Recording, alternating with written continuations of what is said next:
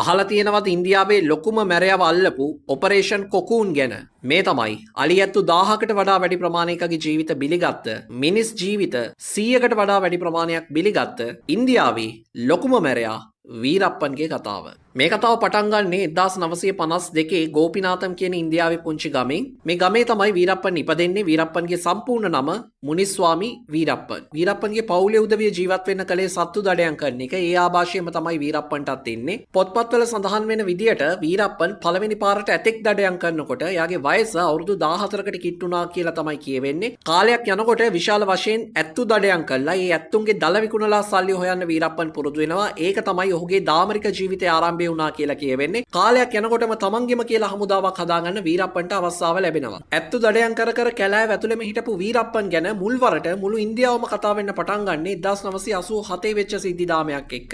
මෙහෙයුම් කටයුතු කීපයක් වෙනුවෙන් කැලේට ආපු වනජීවී නිලධාරීන් කීප දෙනෙක් වීරප්පන්ගේ අතින් ඝාතනයට ලක් වෙනවා. එතනින් පස්සේ අවස්ථා කීපයකදීම කැලේ මෙහෙයුම් වලට ආපු පොලිස් නිලධාරීන් සහ වනජීවී නිලධාරීන් වීරප්පන්ගේ අතින් ඝාතනයට ලක් වුණා. ඔන්න ඔය සිද්ධිදාමයත් එක්ක තමයි දිගින් දිගටම වීරප්පන්ගේ නම ඉන්දියා මාධ්‍ය ඇතුලේ කියවෙන්න පටන් ගත්තේ. 1990-95 විතර කාල සීමාව වෙනකොට ඇත්තු දඩයන් කරන එකට අමතරව වීරප්පන් දැවජාවාරම් කරන්නත් හුරු වෙලා හිටියා. ඔහුගේ ප්‍රධානතම ආදායමක් බවට පත් වුණා කැලේ තියෙන රත් හඳුන් ගස් කපලා ඒවා විකුණලා ඒවෙන් ලැබෙන ආදායම. මේ කාල සීමාව වෙනකොට තමන්ට සහ තමන්ගේ හමුදාවට අවශ්‍ය කරන අවි ආයුධ පවා, ගිනි අවි පවා කැලෑව ඇතුළේදීම නිර්මාණය කරගන්න වීරප්පන් ඇතුළු කණ්ඩායම සමත් වෙලා තිබුණා. මේකත් එක්කම ඔහුගේ තියෙන ප්‍රබලත්වයේ සහ දාමරික ක්‍රියා තව තවත් වැඩි වෙන්න පටන් ගත්තා.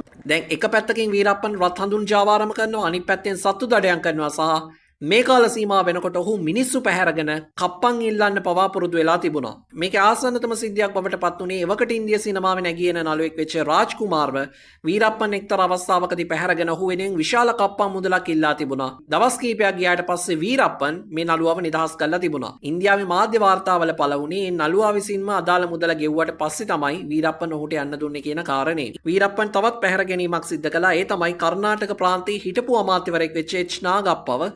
හැබැයි දවස් කිහිපයකට පස්සේ නාගප්පගේ මෘතදේහය කැලෑවෙන් එළිය තිබිලා හම්බෙන ওই විදියට දිගින් දිගටම වීරප්පන්ගේ කරන දාමරික ක්‍රියා සහ මැර ක්‍රියා වැඩි වෙන්න පටන් ගත්තා. දැවජාවාරමේ නිරත වෙච්ච වීරප්පන්ගේ මිනිස්සු කීප දෙනෙක්ව පොලිස් අත්අඩංගුවට පත් වෙලා තිබුණා. නමුත් එදා හවසම පොලිස් ස්ථානයට ගියපු වීරප්පන් පොලිස් නිලධාරීන්ට පහර දීලා සම්පූර්ණ පොලිස් ස්ථානයේ ගිනි තියලා අර තමන්ගේ අත්අඩංගුවේ හිටපු ගෝලයන්ව බේරගෙන කිසිම ප්‍රශ්නයක් නැතුව කැලේට පනින්න සමත් වෙලා තිබ්බා. මේ සිද්ධියත් එක්කම වීරප්පන් තමිල්නාඩු ප්‍රාන්තයට විතරක් නෙමෙයි සමස්ත ඉන්දියාවටම හිසරදයක් වෙන්න පටන් ගත්තා. කන් අවුරුදු ගණනාවක් වීරප්පන්ව අල්ලගන්න පොලිසිය සෑහෙන උත්සාහ කළා. පොලිසිය උත්සාහ කළා, වනජීවී නිලධාරීන් උත්සාහ කළා, තවත් ප්‍රාන්ත කීපයකින් පොලිසිය ගෙනල්ලා උත්සාහ කළා. හැබැයි කිසිම වෙලාවක වීරප්පන්ව අත්අඩංගුවට ගන්න මේ කිසිම පොලිසියකට හැකියාවක් ලැබුණේ නැහැ. ඒකට බලපාපු ප්‍රධාන හේතු කීපයක් තිබුණා. එක, වීරප්පන් කිසි වෙලාවක කැලෑවෙන් එළියට ආවේ නැහැ. වීරප්පන් ජීවත් වුණේම සත්‍යමංගලම් වනාන්තරය හා ඊ අවට තිබ්බ තවත් පොඩි වනාන්තර කීපයක් එක්ක. මේ වනාන්තර ප්‍රාන්ත කීපයක් පුරා පැතිරිලා තිබුණා. කැලේ ගැන වීරප්පන්ට තිබුණු දැනුම කිසිම පොලිස් නිලධාරියෙකුට හෝ වනජීවී නිලධාරියෙකුට තිබුණේ නැහැ. මේ නිසා කැලෑව ඇතුළේදී වීරප්පන් වල්ලන එක සෑහෙන අමාරු වැඩක් බවට පත් වුණා.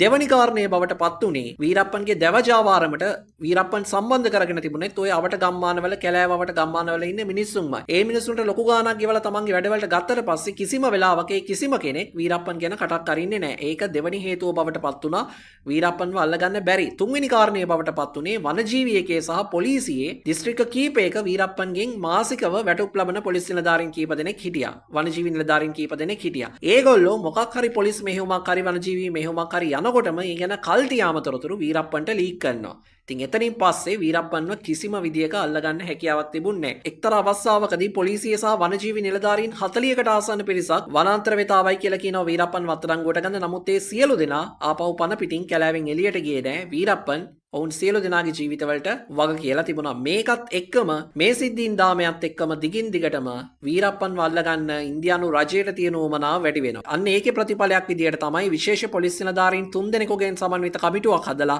ඒ යටතේ ඊටාම විශ්වාසවන්ත සහ අවංක කණ්ඩායමක් රහසිගතව නිර්මාණය කරන්න මේ වීරප්පන්ව අල්ලගන්න හදපු සම්පූර්ණ මෙහෙයුම නම් කළේ ඔපරේෂන් කොකූන් කියන නමින්. මේ ඔපරේෂන් කොකූන් ටීම් එකේ පළවෙනි රාජකාරිය බවට පත් වුණේ වීරප්පන්ව කැලෑවෙන් එළියට ගන්න එක. මොකද ඒගොල්ලෝ තේරුම් අරගෙන තිබුණා කිසිම වෙලාවක වීරප්පන්ට අත තියන්න බෑ කියලා කැලෑව ඇතුළේදී. ඒ නිසා ඒගොල්ලන්ගේ පළවෙනි ප්ලෑන් එක බවට පත් වුණේ වීරප්පන්ව කැලෑවෙන් එළියට ගන්න එකයි. මේකට මේ ඔපරේෂන් ටීම් එක පාවිච්චි කළා විශේෂ උපක්‍රමයක්. ඒ තමයි වෙස්වලාගත් පොලිස් නිලධාරියෙක්ව වීරප්පන්ගේ කණ්ඩායමට එකතු කරන එක.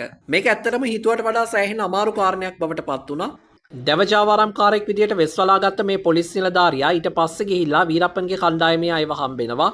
මුලින්ම වීරප්පන්ව හම්බෙන්න ඔහුට අවස්ථාවක් ලැබෙන්නේ නැහැ. ඒ වෙනුවට වීරප්පන්ගේ කණ්ඩායමේ සමාජිකයන් කීප දෙනෙක්ව තමයි ඔහුට මුණ ගැහෙන්නේ. ටික කාල සීමාවක් මාස කීපයක් වීරප්පන්ගේ කණ්ඩායමත් එක්ක මේ වෙස්වලාගත්ත පොලිස් නිලධාරියා ජීවත් වෙනවා. ඒත් එක්කම මේ වීරප්පන්ගේ කණ්ඩායමට අලුත් ගනුදෙනු කීපයක් ලබා දෙන්නත් මේ අලුත් සමාජිකයාට හැකියාව ලැබෙනවා. මේ හින්දාම වීරප්පන්ගේ කණ්ඩායමේ අය මේ අලුත් සමාජිකයා විශ්වාස කරන්න පටන් ගන්නවා.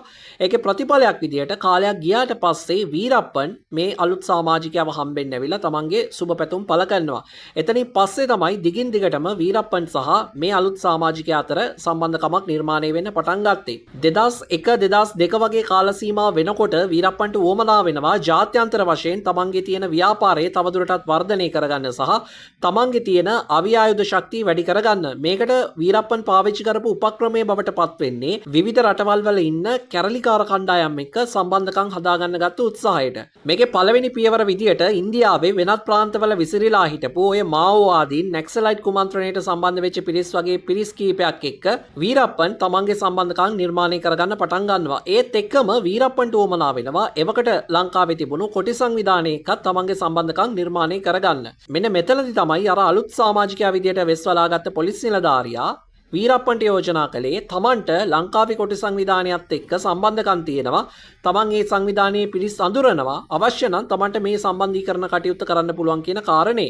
මේ වෙද්දිත් මේ අලුත් සමාජිකයා තමන්ගේ කණ්ඩායමට හිතවත් වෙලා හිටපු නිසා වීරප්පන් දෙවරක් නොහිතා මේ යෝජනාවට කැමති වෙනවා. මෙතනදී මේ අලුත් සමාජිකයා වීරප්පන්ට කියනවා දවස් කීපයක් තමන්ට දෙන්න, තමන් මේ වැඩේ සම්බන්ධීකරණය කරලා දෙන්න. තමන් එළියට ගිහිල්ලා ඒ අදාළ පාර්ශව හම්බෙලා මේ වැඩේ සම්බන්ධීකරණය කරලා කඩිනමින් ඇවිල්ලා වීරප්පන්ව හම්බෙන්නම් කියන කාරණේ වීරප්පන් මේකට කැමති වෙනවා. ඒ අනුව අර අලුත් සමාජිකයා වීරප්පන්ගෙන් සමුව අරගෙන යනවා. දවස් කීපයකට පස්සේ ඔහු ආපහු එනවා. ඇවිල්ලා ඔහු වීරප්පන්ට දැනුම් දෙනවා. සියලු කටයුතු සූදානම් කරලා තියෙන, සංවිධානය කරලා තියෙන්නේ. යන්න කැමති දවසේ අපි යමුයි කියන කාරණේ. ඒ වෙනුවෙන් ඔහු විශේෂ උපක්‍රමයක් පවා නිර්මාණය කරලා තිබුණා. ඒ තමයි වීරප්පන්ව ගිලන් රථයකින් තමයි කැලෑවෙන් එළියට ගෙනියන්න සැලසුම් කරලා තිබුණේ. ගිලන් රථයක් මාර්ගයෙන් ධර්මපූරි වලට ගිහිල්ලා ධර්මපූරි වලින් මුහුදු මාර්ගයෙන් ලංකාවට යන එක තමයි මේ අලුත් සමාජිකයාගේ සැලැස්ම බවට පත් වුණේ. මේ සැලැස්මට වීරප්පන් කැමති වුණා සහ වීරප්පන්ගේ සමාජිකයෝ කීප දෙනෙකුත් මේ ගමනට එකතු වෙන බව ප්‍රකාශ කළා. 2004 අවුරුද්දේ ඔක්තෝබර් මාසයේ 18 වෙනිදා වීරප්පන් අර මෙච්චර කාලයක් තමන් රජ කරපු කැලෑව අතහැරලා ගිලන් රථයකින් කැලෑවෙන් එළියට එනවා.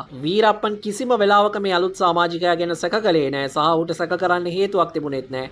ඇත්තටම ඔහු වෙස්වලාගත් පොලිස් නිලධාරියෙක් බව වීරප්පන් කිසිසේත් දැන හිටියේ නැහැ. ඒ නිසා තමයි ඌ තමන්ගේ ගෝලියෝ 3-4 දෙනෙක් එක්ක ගිලන් රථයට නැගලා මේ ගමන යන්න පිටත් වෙලා එන්නේ. ධර්මපූරිය ආසන්න වෙනකොට තමයි වීරප්පන් දකින්නේ විශාල ප්‍රමාණයේ පොලිස් නිලධාරීන් පිරිසක් ගිනි අවිත් එක්ක බලාගෙන ඉන්නවා. මේක දැක්කට පස්සේ තමයි වීරප්පන්ට තේරුම් යන්නේ ලොකු උගලකට අහු වුණා කියන කාරණේ. නමුත් හිතා ඉන්න වෙලාවක් තිබුණේ නැහැ. මේ වෙනකොට වීරප්පන්ව හතර වටෙන් වට කරලා තිබුණේ සහ වීරප්පන්ට පැන යාමේ කිසිදු හැකියාවක් තිබුණේ නැහැ. මේ ගමනටත් වීරප්පන් තමන්ගේ කුඩා ප්‍රමාණයේ ගිනි අවි දෙකක් ගෙනල්ලා තිබුණා. වහාම ගිනි අවි අතට ගත්ත වීරප්පන් දිගින් දිගටම ප්‍රහාර එල්ල කරන්න පටන් ගත්තා.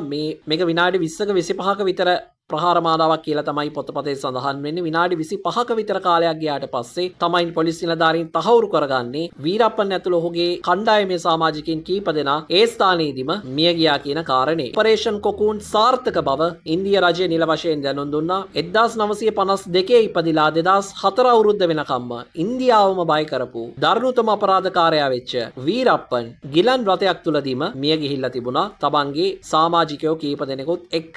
වීරප්පන් කරපු අපරාධ පොත්පත්වල ලියවිලා තියෙනවා. ඒවා විවිධ සංඛ්‍යා ලේඛන තියෙනවා. පස්සේ කාලෙකදී වීරප්පන්ගේ චරිතය පාදක කරගෙන විවිධ ෆිල්ම්ස් හැදෙන්න පටන් ගත්තා, ටීවී සීරීස් හැදෙන්න පටන් ගත්තා, ඩොකියුමන්ටරිස් හැදෙන්න පටන් ගත්තා. සෑහෙන ලොකු මාතෘකාවක් බවට පත් වුණා මරණයෙන් පස්සෙත් වීරප්පන් 2016 අවුරුද්දෙත් වීරප්පන් නමින් ෆිල්ම් එකක් හැදෙනවා. Wanted වීරප්පන් නමින් තව ෆිල්ම් එකක් හැදෙනවා සහ The Hunt for වීරප්පන් නමින් Netflix එකකින් සීරීස් එකක් හදලා තියෙනවා. ඩොකියුමන්ටරි එකක් බලන්න වෙලාවක් තියෙනවා නම් සෑහෙන දේවල් ගොඩක් මේ TV සීරීස් එක සහ ෆිල්ම්ස් ඇතුලේ අන්තර්ගත වෙලා තියෙනවා. ඔන්න ඔය විදිහට තමයි ඉන්දියාවම හොල්ලපු මාරාන්තික අපරාධකරු වීරප්පන්ගේ ජීවිතය ඔපරේෂන් කොකූන් එකෙන් බිලිගත්තේ. මේ වගේ කාලීන වීඩියෝස් වලට කැමති කෙනෙක් නම් මතක් කරනවා subscribe කරන්න, follow කරන්න.